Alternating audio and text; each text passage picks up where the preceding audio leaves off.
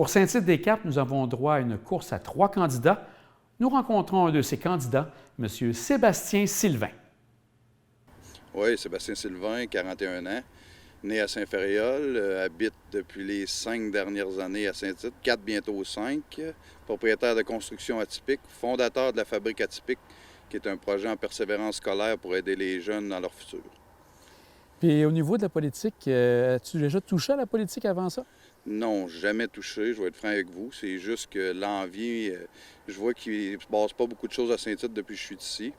Puis je me suis dit que moi, j'étais un gars de défi, puis un gars qui aime emmener des nouveaux points, puis qui aime foncer. Je me suis dit, pourquoi pas tenter de faire du changement à Saint-Tite. Et ce changement-là passe par quel projet que tu as en tête? J'ai des projets de réussir à amener du monde à Saint-Tite-des-Caps. On est un coin villégiature parfait. On est à 15 minutes du Mont-Saint-Anne, on est à 15 minutes du Massif. On a des maudits beaux développements qui sont déjà là. On pourrait développer d'autres développements, ce qui pourrait nous emmener de nouvelles taxes puis nous aider à agrandir la ville. Mon deuxième point important, c'est pour les commerces, réussir à ramener des commerces, surtout à garder nos commerces et à aider nos commerces.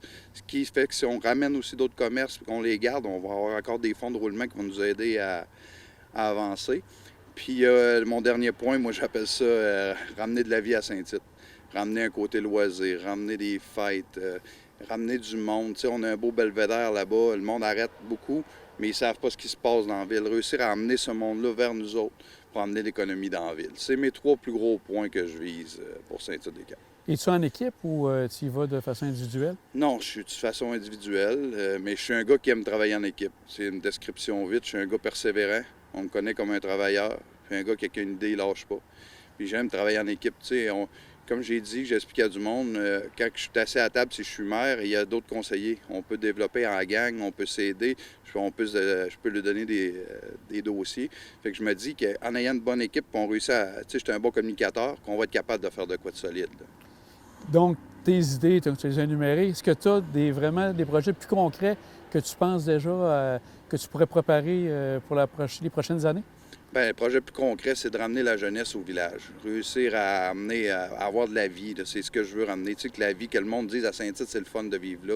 Que c'est un côté vivant. Tu sais, sortir les jeunes de l'école, tu sais, les aider à leur planification à l'école. Et après, nos personnes âgées ont trouvé ça dur pendant le COVID. Tu sais, ramener des soirées pour eux. Ramener vraiment, faire bouger la ville de Saint-Tite. C'est mon objectif 1.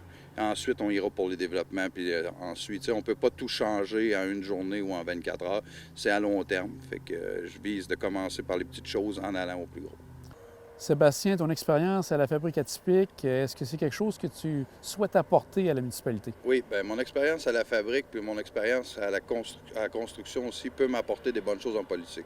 Si on va côté fabrique atypique, j'ai appris à m'étendre un bon réseau de contacts pour réussir à amener un projet à terre, ce qui est important en tant que maire d'avoir un gros réseau de contacts, et m'a appris à comment fonctionnaient les subventions. Avant, je ne savais pas comment ça fonctionnait. Fait que maintenant, c'est 2 bonnes choses, je pense, qui peuvent m'aider en tant que maire. Puis côté construction, bien, j'ai appris à gérer les échéanciers, à négocier des contrats. Je travaille avec des clients à longueur de journée, avec des appels, tout. Fait que je me dis qu'avec mes citoyens, je pourrais avoir une bonne communication. Fait que tout ce petit côté-là que j'ai eu des deux côtés pourrait m'emmener avec des bonnes qualités de maire.